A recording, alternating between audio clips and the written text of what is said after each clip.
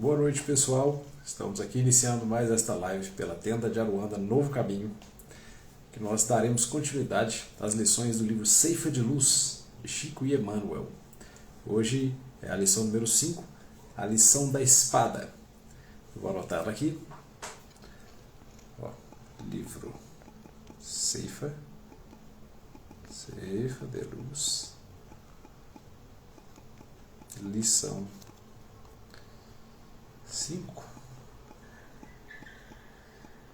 a lição da espada. Pronto, está anotado. Livro Ceifa de Luz, lição 5, a lição da espada. Vamos fixar? Está fixado. Muito bem, boa noite, Fernanda. Vamos entrando aqui. Irmão. Pronto. Leide. Olá, boa noite. Boa noite. Deixa eu reiniciar meu foninho. Eu não estou te ouvindo.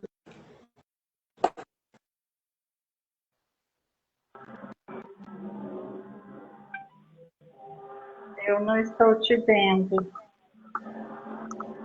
Nem eu. Estou apenas me vendo. Vai ser hoje daquela forma. Mas eu tenho certeza que o pessoal está vendo os dois, quer ver? Estão vendo os dois então, pessoal? Coloca aí. Sim ou não?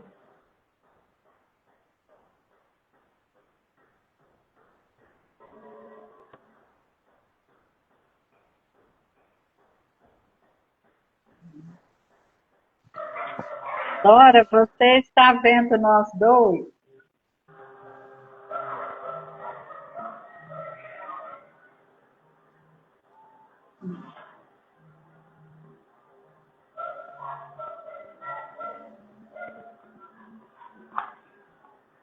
Vamos ver. Ele está vendo. Pronto. É isso. É só entre os transmitentes. Né? Só quem está transmitindo a live que não consegue ver um ao outro. Mas aí depois, quando salva, aparece os dois. Boa noite, Ana Paula. Vendo e ouvindo, olha lá, que beleza. Maravilha! Então, a gente começa lembrando a todos, primeiro de tudo, pega a água, pega lá a garrafa, pega o copo, põe aí do lado de vocês, e aí essa água vai sendo energizada, né, fluidificada, os fluidos benéficos das nossas emanações aqui. Eles, nesse momento de aprendizado, de meditação, a gente eleva o nosso padrão e a água é contagiada naturalmente. Tudo bem? Então vamos lá. Vamos fazer a nossa prece, então, né? Vamos lá. Senhor Jesus, divino amigo, médico de nossas almas, aqui estamos mais uma vez para aprender com os benevolentes amigos espirituais os seus ensinos. E assim,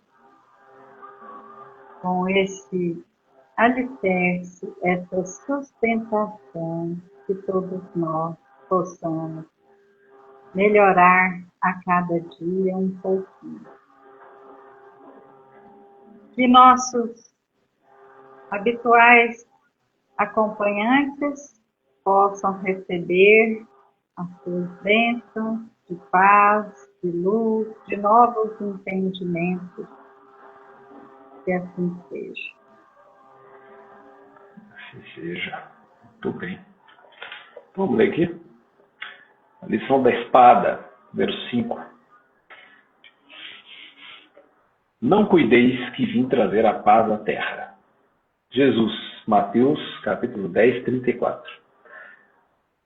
Curiosidade é que para aí, né, na citação. Não cuideis que vim trazer paz à terra. Aí vem colchete, reticência, se fecha colchete. Jesus, Mateus, capítulo 10, 34. É o seguinte: não vim trazer a paz, mas a espada, disse-nos o Senhor. E muitos aprendizes prevalecem-se da feição literal de sua palavra para estender a sombra e a perturbação. Valendo-se-lhes do conceito, companheiros inúmeros consagram-se ao azedume no lar, conturbando os próprios familiares em razão de lhes imporem modos de crer e pontos de vista, vergastando-lhes o entendimento, ao invés de ajudá-los na plantação da fé viva, quando não se desmandam em discussões e conflitos, polemizando sem proveito ou acusando indebitamente a todos aqueles que lhes não comunguem a cartilha de violência e de crueldade.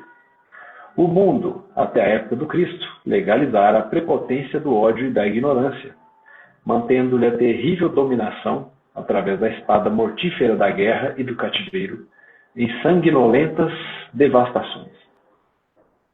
A realeza do homem era a tirania revestida de ouro, arruinando e oprimindo onde estendesse as garras destruidoras. Com Jesus, no entanto, a espada é diferente.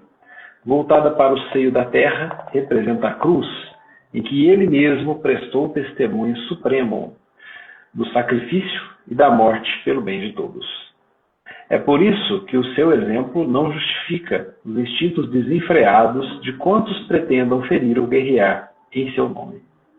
A disciplina e a humildade, o amor e a renúncia marcam-lhe as atitudes em todos os passos da senda.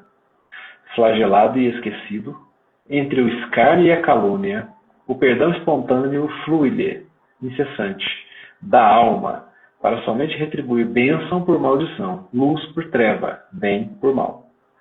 Assim, se recebeste a espada simbólica que o Mestre nos trouxe à vida, lembra-te de que a batalha instituída pela lição do Senhor, permanece viva e rija dentro de nós, a fim de que, ensarilhando sobre o pretérito a espada de nossa antiga insensatez, venhamos a convertê-la na cruz redentora, e que combateremos os inimigos de nossa paz, ocultos em nosso próprio eu, em forma de orgulho e intemperança, egoísmo e animalidade, consumindo-os ao preço de nossa própria consagração à felicidade dos outros, única estrada suscetível de conduzir-nos ao império definitivo da grande luz. Muito bem. Jesus é um enorme revolucionário. Ele veio trazer a boa nova, e essa boa nova ele já antevia, né, em nos conhecendo a quem ele falava, ele antevia que haveria dissensões, haveria discussões no entendimento dos seus ensinos, né? Então, toda proposta ousada, como foi a de Jesus, né, ele veio propor um novo modo de vida, um novo entendimento sobre a vida, principalmente trazendo a consciência de uma vida futura. Então, a maior revolução que se poderia propor, que é o homem vencer a si mesmo. Então, a espada que Jesus trouxe foi essa divisão, e a espada simboliza uma ferramenta, né, de mudança, não nos moldes da violência, como disse aqui o texto, milenar, né, na forma de sociedade da Terra, naquele tempo e até os dias de hoje. Mas, então, quando ele fala, né, não vim trazer a paz, mas a divisão, é porque não há nada mais difícil do que nos tirar do comodismo. Nos tirar, eu estou dizendo. Né? Naquela zona de conforto que muitas vezes estamos.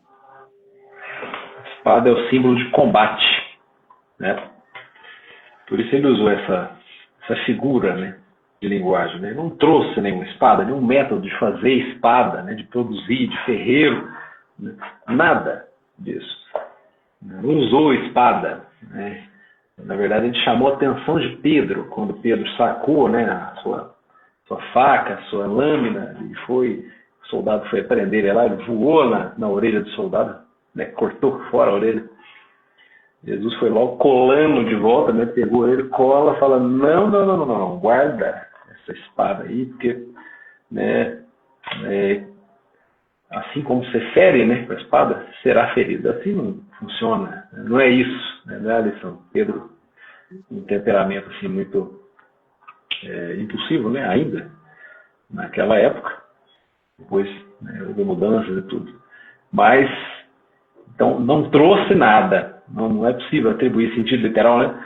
Não trouxe espada nenhuma, não trouxe técnica de fazer espada nenhuma, nunca usou espada, recriminou o uso da espada, mas usou a figura da espada, é o símbolo do combate. Justamente para fazer isso, né? Ele acabou de dizer, propôs o combate sobre 2 prismas, né? É a divisão que ele fala nos próximos, nas próximas linhas, né, ali bíblicas, nos versículos seguintes, 35, 16, ele já fala isso, né? Ele fala assim que vai colocar o pai contra filho, né, filho contra pai, e isso aconteceria de fato, especialmente naquela época, por conta da religiosidade muito rigorosa. Uma religiosidade rigorosa ao ponto de condenar pessoas à morte. Então, a dominação era muito grande. As linhas são as seguintes, né? Não julgueis que vim trazer paz à terra, ou não cuideis, né? Depende da tradução. Não vim trazer-lhe paz, mas espada. Porque vim separar o homem contra seu pai, e a filha contra sua mãe, e a nora contra sua sogra, né? A frase ela é de curiosa menção, né? E os inimigos do homem serão os seus mesmos domésticos.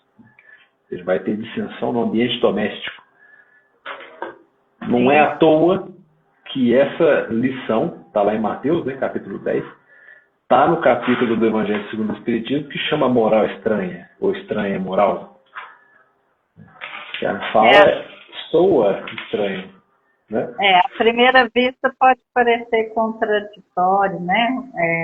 Em relação aos ensinos de Jesus, mas na verdade que quando há uma nova proposta, alguns aderem e muitos não querem nem ouvir falar, porque, como a gente estava dizendo, significa mudança, né? Você disse que a espada simboliza o combate.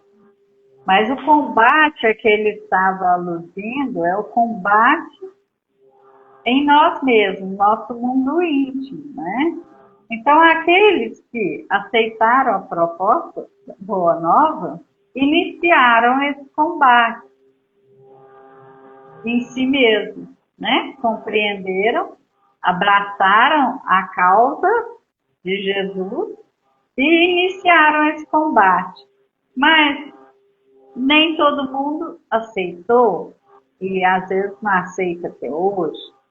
E outra questão também importante de se pensar é que não estamos todos no mesmo nível de entendimento e nem de evolução. Então, tudo que é estranho, tudo que é para nos tirar do comodismo, a tendência é uma enorme resistência, né? E essa empreitada é uma empreitada que não tem volta. À medida em que o ser compreende e dá início, não tem retorno. E à medida que a pessoa vai evoluindo, é natural que aqueles que antes caminhavam, né, com ela ou conosco, muitas vezes vão se distanciar, porque as ideias, os objetivos já não coincidem, não são mais os mesmos interesses. E outros vão, sim, se tornar agressivos. Às vezes dentro do próprio lar e muitas vezes fora dele. Sim. Quanto mais transformadora a ideia, maior a resistência. É proporcional. Maior a resistência, maior a agressividade. Isso é para elevar. Transformação para elevar. Maior for, maior a resistência e a agressividade contra, né? Tentativa de supressão mesmo. Vamos acabar com isso aqui, né? Vamos suprimir esse pessoal. Foi o que foi tentado fazer na época, exatamente isso, né? Primeiro foi o Cristo, né? O próprio Cristo. E ali, na verdade, João Batista, né? Que pavimentou, ele foi o primeiro. Depois, enfim, Cristo. E aí veio a galera, em sequência, né? Cada um de uma maneira mais cruel que a outra.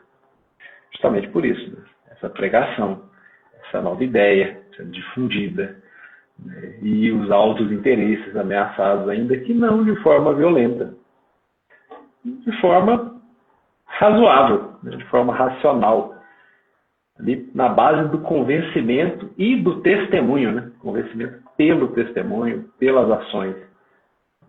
Mas como as ideias eram muito, muito, muito rigorosas, essa noção de farisaica, né, dos escribas era muito rigorosa, tanto que naquele capítulo 12 do Evangelho lá, amai os vossos inimigos, ele fala, né? Que faz de especial se ama só aqueles que te amam. Se a sua justiça não for maior que a dos escribas e dos fariseus, não vai entrar no reino dos céus. Não vai ter vez lá. Porque a deles era muito rigorosa, né? A noção de justiça era só obediência cega, né? Ao que estava lá nas escrituras e esse olhar para o passado, né? Que não ajudava. Então, tudo que vinha de ideia nova era logo mesmo suprimida. O problema é essa ideia aí, que no Evangelho até o Paulo Kardec ele fala, né? Baseada na verdade, com bases muito firmes, né? O preparo ali da espiritualidade, né? O momento que foi a vinda da lição, o paganismo, aqueles culto a outros deuses, né? Que eles chamavam de paganismo, já estava em decadência, porque não elevava, né? Não trazia aquele preenchimento. O ser humano ele é movido por essa noção filosófica, né? Do quem sou eu, de onde vim, de onde eu vou, né? Aquela busca por algo que preencha de verdade, né? Algo que faça sentido, a vida ter sentido. E essas lições, essas falas que destoam das bases que são a verdade é uma só. O que destoa disso não preenche. E aí começa, né, os extremismos, fugas, vícios de toda sorte, já trazendo para os dias atuais, né? Toda sorte de fuga, né? Uma dedicação assim exagerada em alguma coisa, até a própria religião, né? É curioso falar isso, né? Fanatismo. Fanatismo e às vezes não, às vezes o excesso do preenchimento ali da nossa grade horária, né? Como meio de fuga. Como meio de fuga. Não estou dizendo que é sempre meio de fuga. Estou dizendo que pode haver isso. Tem um livro que chama Jesus, o maior psicólogo que já existiu. Ele traz o exemplo lá de um cidadão que usava a religião, os cultos, né, como meio de fuga para si. Então, está o tempo todo na rua, o tempo todo fazendo alguma coisa, está o tempo todo no templo, né, na igreja, onde for, e não está se encarando. E tem um problema também, né? Que essa espada, já que é um símbolo do combate, e o combate começa aqui, né? Algo de errado não está certo nisso. Está trazendo a cortina ali, como usando a religião como a própria cortina. Olha como é que é, engraçado, né? O ser humano, às vezes, para fugir de uma questão própria, até usa a religião, né? A própria religião para isso. E não se dá conta. Né? O cardápio das fugas é bastante variado, né? Alguns usam a religião, outros o trabalho, outros... Trabalho. Também. Né? Vira refúgio. Sim, sim. Às vezes, para não enfrentar as dificuldades no próprio lar, né? Assim, um dos exemplos, né? E também não vamos dizer que as dificuldades apenas que outros nos apresentam, mas as próprias dificuldades, né? O sistema de fuga, ele é bem complexo. Então, para não pensar, para não ter essa trabalheira toda de mudar dentro de si. Agora, tem uma coisa curiosa, né? Que a gente precisa pensar. Eu estava procurando aqui alguns elementos para essa nossa conversa, e aí eu vi uma coisa curiosa, interessantíssima. Porque Jesus, ele disse: vinde a mim os que estão cansados e sobrecarregados, e eu os aliviarei. E aí, o autor do comentário aqui diz assim: notemos que ele fala em alívio e não em solução das nossas dificuldades. Pois as dificuldades são nossas lições. Os exercícios que necessitamos para o desenvolvimento espiritual. Então, assim, a fuga dessas lições é inútil, porque não aprenderemos, vamos adiar nossa evolução e o direito de usufruir a paz íntima, a paz da consciência, né? Porque a paz que Jesus se referia era a paz verdadeira, e não a paz do mundo, como diz em outra lição, né, do Vinha de Luz, que também é de Emmanuel. Então, ele chama a atenção para que a gente observe a diferença entre a paz do mundo e a paz que Jesus oferece. Sim. Que é a paz baseada no dever cumprido, dever do espírito perante as leis divinas, perante os compromissos assumidos, né? Porque eu acho que a maior fuga que a gente empreende é dos compromissos assumidos no pretérito. Aqueles que hoje se colocam diante de nós como o parente difícil, o filho que às vezes já nasce doente e requer assistência durante toda a sua vida. E por aí afora, o chefe, né? Aquele chefe com ideias de megalomania. Então, a gente vai tendo as lições se apresentando e muitas vezes a gente empreende a fuga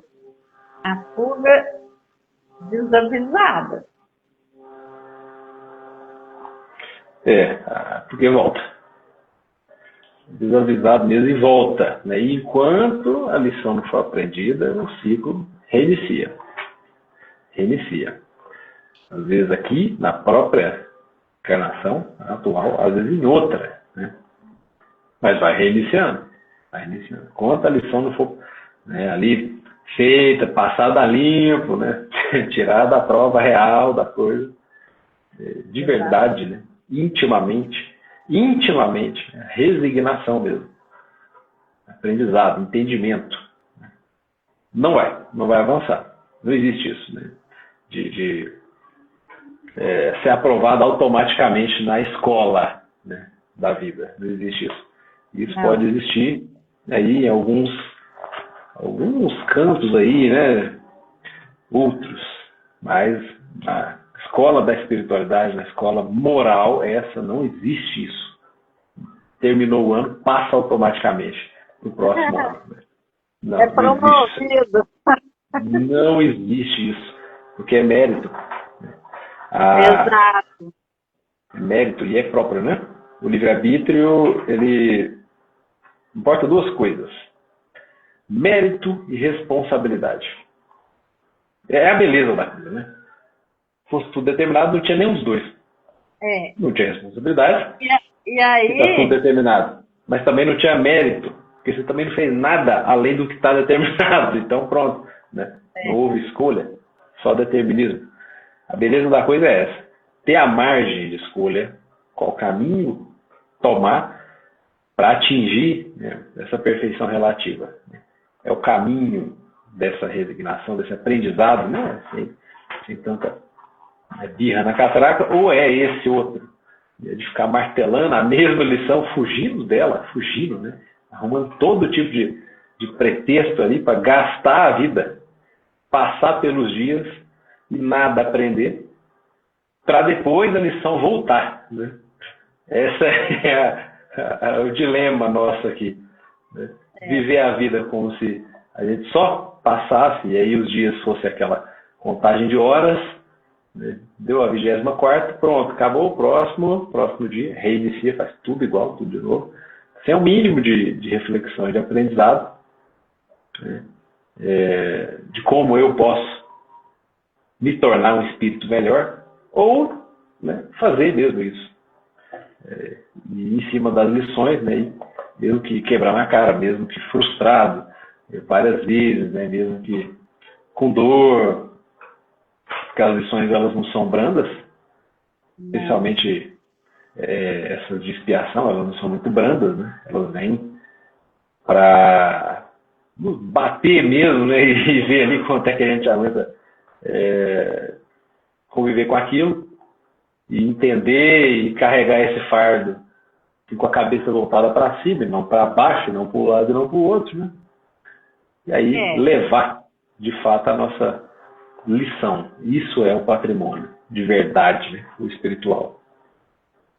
E compreender, né, que as experiências difíceis são o aprendizado que precisamos e ainda não fizemos. Daí, aquele dizer de Paulo, né, regozijai-vos sempre. O que ele queria dizer? Queria dizer que sentíssemos a alegria de já estar a caminho, de estar em trabalho, em aprendizado. É lógico que uma criatura que passa situações difíceis não vai ficar rindo à toa. Mas essa alegria que ele quis dizer é a real alegria de compreender e seguir em frente. Agora, sobre o comentário, né, do vinde a mim, todos que estão cansados e eu vos aliviarei, ainda tem mais um comentário aqui que é o seguinte, para a gente lembrar nas horas difíceis. Em todos os setores da vida, a preparação e o mérito devem anteceder o benefício. sem mérito, sem benefício. Não tem adiantamento de pagamento nenhum. Não tem. E aí é que está a perfeição da justiça divina. Se nós estamos em débito, a escolha foi de quem? Exatamente. É individual. Nós.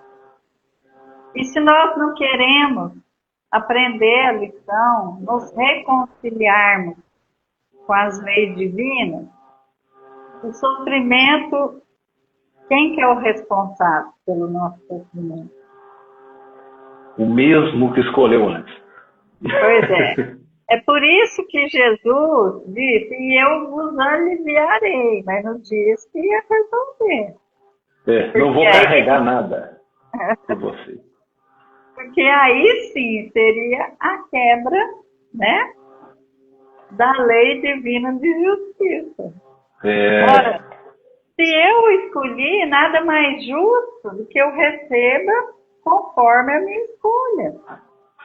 Sim. Não é? E se eu não quero trabalhar também, sem receber. Pois é. E aí na lição, né, ele, que já no final, ele fala, é uma espécie de conversão, né, da espada em cruz redentora. Né? Converte a espada em cruz redentora. Ele fala assim que essa espada, né, que ele nos deu